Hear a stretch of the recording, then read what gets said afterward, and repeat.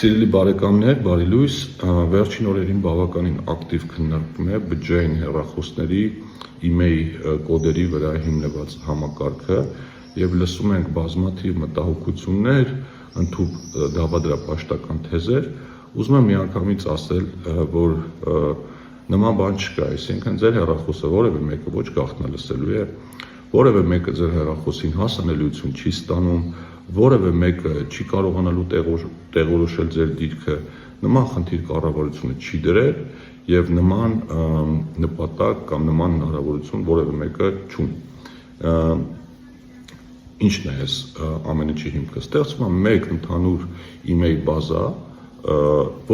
որի միջոցով ստուգվում է ընդամենը երկու բան. արդյոք հեռախոսը մաքսազերծված է թե ոչ, եթե մաքսազերծման ենթակա է, որպեսզի սև շուկան կրճատվի, եւ արդյոք այդ հեռախոսը գողացված է, կլոնավորած է եւ այլն թե ոչ,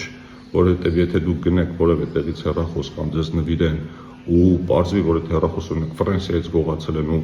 ընդհանուր email-ների բազայում այդ հեռախոսը նշված է որպես գողացված, ապա դա հնարավոր չի լինելու օգտագործել։ Սա է ամբողջ պատմությունը։ Մնացածը դետալները, ինչպես է դա լինելու, ինչ համակարգ աշխատելու, ձեզ կներկայացնենք եւ ուզում եմ նշել նաեւ, որ ամսի 7-ին ազգային ժողովում մենք նախատեսում ենք քննարկում կազմակերպել ոլորտի փորձագետների հետ, որոնք այս թեմաներով գրում էին, եւ այդ բոլոր հարցերը կբարձրաբանենք։ Այս համակարգը, սիրելի հայրենակիցներ, ուղղված է Հայաստանի Հանրապետության եւ հենց քաղաքացիների շահերի սպասարկմանը։ Իդեպ նման համակարգեր շատ երկրներում կան, այդ թվում եվրոպական, որոնք հիմնականում աշխատում են հեռախոսների անվտանգության բաղադրիչով, այսինքն այդ գողացված լինելը, կլոնավորած լինելը եւ այլն։ Մենք դրան ավելացրել ենք նաեւ մաքսազերծման էլեմենտը, որովհետեւ ցավոք սրտի մեր երկրում այդ ծավալները բավականին մեծ են։ Որևէ ռիսկ քաղաքացու անձնական տվյալների պաշտպանության առումով այդ առումով չկա։ Քանի որ բջջային հեռախոսների վերաբերյալ հարցերը շատ են, եւս 2-3 կարևոր բաներ նշեմ։ Նախ առաջին ամենակարևորը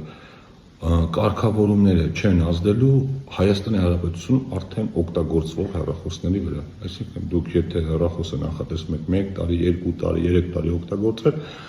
ձեր հեռախոսի հետ ոչինչ տեղի չի ունենում։ Երկրորդ, այս համակարգը հնարավորություն է տալու email կոդի օգնությամբ ստուգել, ասենք եթե մասնավոր որևէ մեկից հեռախոս եք գնում կամ խանութից փոքր կամ ձեր բարեկամներից որևէ մեկից, նախապես ստուգել email կոդի միջոցով դրա իրական ծագումը եւ երրորդ վճարումների մասով։ Ուրեմն կա 3000 դրամ, 20000 դրամ եւ 100000 դրամ, այդ թվերը շատ են շահարկվում, ինչի մասին է դա։ 3000 դրամը նախատեսված է որպես այդ համակարգի ծառայության վճար, որը մենք քննարկում ենք անգամ ընդհանրապես հանելու տարբերակ, այսինքն դա կլինի բաժանորդի համար անվճար։ Ինչ է 20000 եւ 100000 դրամը։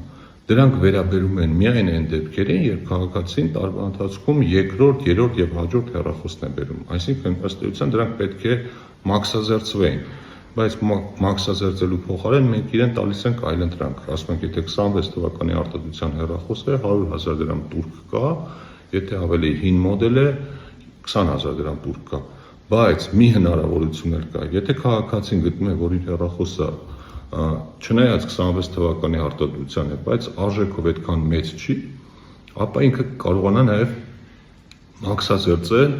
on-line տարբերակով, պարզեցված կարգով եւ միգուցե մաքսազերծման դեպքում իր հեռախոսի մաքսազերծման արժեքը բռնի, ասենք 30000 դրամ կամ 40000 դրամ կամ ավելի քիչ։ Այսինքն այդ 100000 դրամը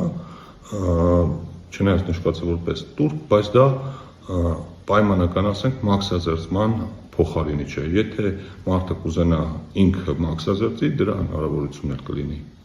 Բայց սա վերաբերվելու է միայն երկրորդ, երրորդ եւ հաջորդ հեռախոսներին ինքնուրույն ձեռք բերված, դրսից բերված։ Շնորհակալ եմ, եթե հարցեր լինեն, ելի կանդրադառնամ։